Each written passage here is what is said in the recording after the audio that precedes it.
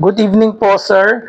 Ask ko lang po, paano isolve yung fourth root of x using 3-step rule po, ty? So, kuhanin daw natin ang derivative ng y equals fourth root of x using the 3-step rule. Ibig sabihin nun, yung long method na merong delta x. Okay, so meron na nga pala akong video ng 3-step rule or delta method ng derivative ng square root of x tsaka cube root of x. So itong fourth root of x parang kagaya lang din ito ng pagkuha ng derivative ng square root of x. Gagamitan lang natin ng dalawang beses, i-multiply sa kanyang conjugate. Okay, let's start. Sagutan na natin to.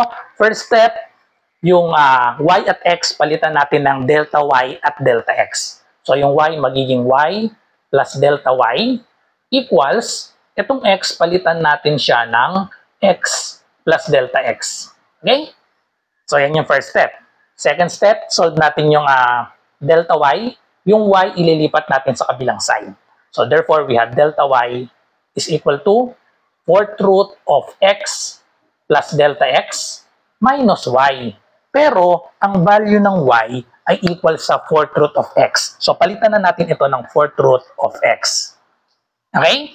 Next step, i-divide natin both sides by divide natin both sides by delta x. So, divided by delta x.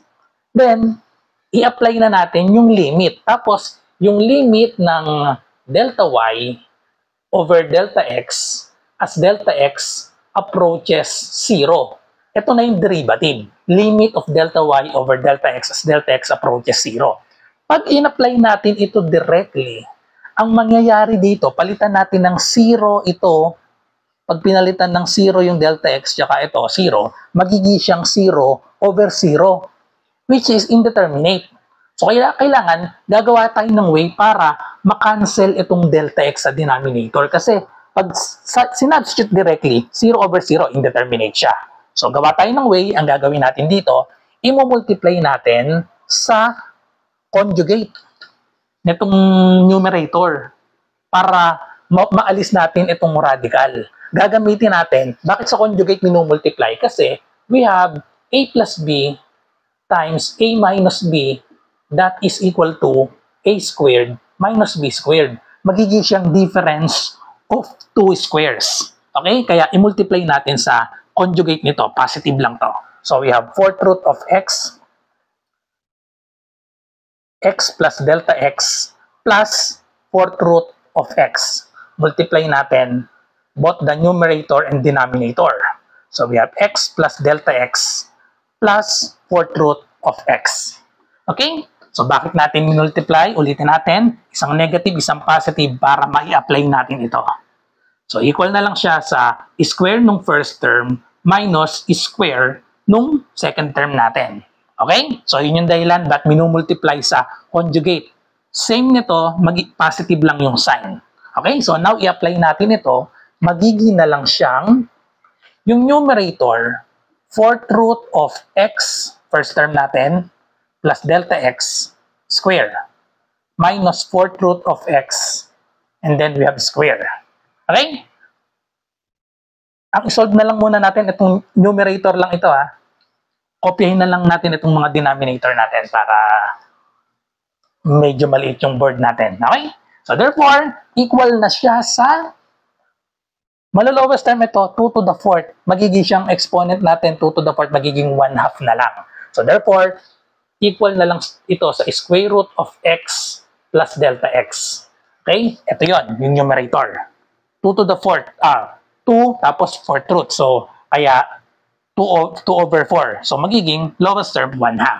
And then minus square root of 4th root of x square. So, again, ang exponent natin, 2 over 4, lowest term magiging 1/2. So, therefore, square root of x na lang siya. Then, yung denominator natin, kopyahin lang natin ito. So, may delta x tayo dito. Tapos, nakamultiply daw sa 4th root of x plus delta x plus 4th root of x. Okay? So, ngayon, kailangan ma-isolate natin itong delta x. I-apply ulit natin. I-multiply ulit natin sa conjugate. conjugate nitong numerator natin. Minus ito, di ba? So, multiply natin sa positive ulit. So, copyhin lang itong first term, x plus delta x. Gawin natin plus ito, then square root of x.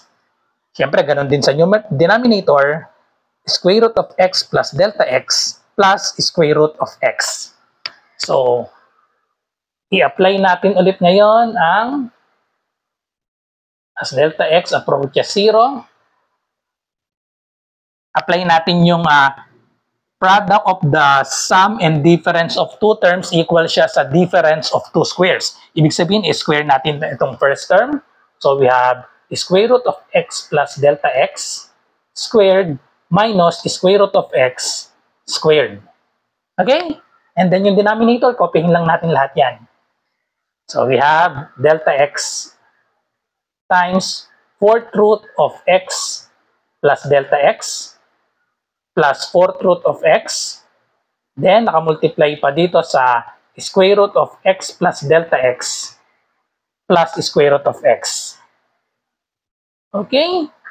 So, yung simplify natin yung numerator. So, dito ko na ipapakita. Numerator lang tayo, denominator, copyin lang lagi natin yan.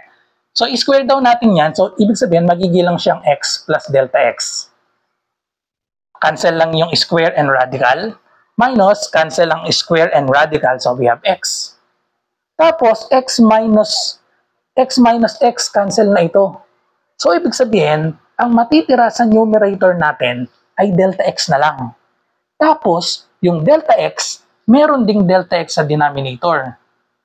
So, makakancel na tong delta x. Makakancel na rin yung delta x sa numerator. Ang matitira na lang sa numerator ay wala nang natira. So, ibig sabihin nun, 1 na lang. Okay? So, ngayon, pwede na nating i-apply yung limit. Kasi ang matitira dito, 1 na lang to.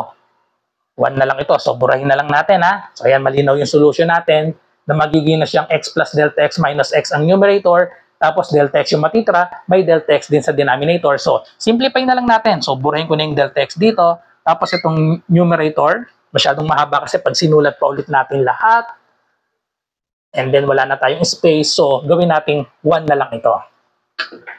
So, ngayon, dahil wala na yung delta x dito, apply natin directly yung limit natin, substitute 0 sa bawat delta x.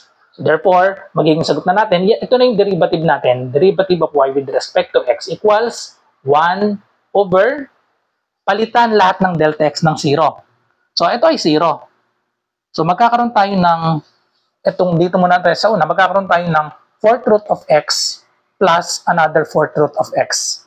Okay? So, therefore, itong term pala natin dito, magiging 2 4th root of x. Okay? Nandito tayo. Ito yan. And then next, ito naman, itong delta x, palitan natin ng 0. E di takpan lang natin ito, 0 na kasi ito. So, we have square root of x plus square root of x, that is equal to 2 square root of x. So, nakamultiply daw sa 2 square root of x. Okay? So, ngayon, isimplify natin. Dito natin isulat. Simplify natin ito. 2 4th root of x. So, we have 1 over, gawin nating rational exponent. 2, or pwede na natin palang i-multiply itong 2 times 2. So, 2 times 2, that is 4 na yan. And then, yung x, 4th root of x, gawin natin siyang raised to 1/4. Okay, same lang yon. Times x raised to square root of x, that is equal to x raised to 1/2. So, i-add natin ngayon ng exponent. 1/4 plus 1/2. So, ang sum ng 1/4 plus 1/2 ay equal sa 3/4. Itong 1/2 magiging 2 over 4. 2 over 4 plus 1/4, that is 3/4. So, ito na yung ating derivative of y with respect to x sa rational exponent. Pero, yung given natin, radical, no? So, pwede rin itong isulat as derivative. So, symbol niyan, y prime, equals sa 1 over 4, 4th root of x cubed. Okay? So, ito na yung final answer natin using the delta method or long method or yung tinatawag na 3-step rule. Okay? So I hope nakatulong ang video na to. Kung meron kayong math question, i-comment nyo lang or i-PM nyo ako sa aking messenger, RJ Enseñado. Bye!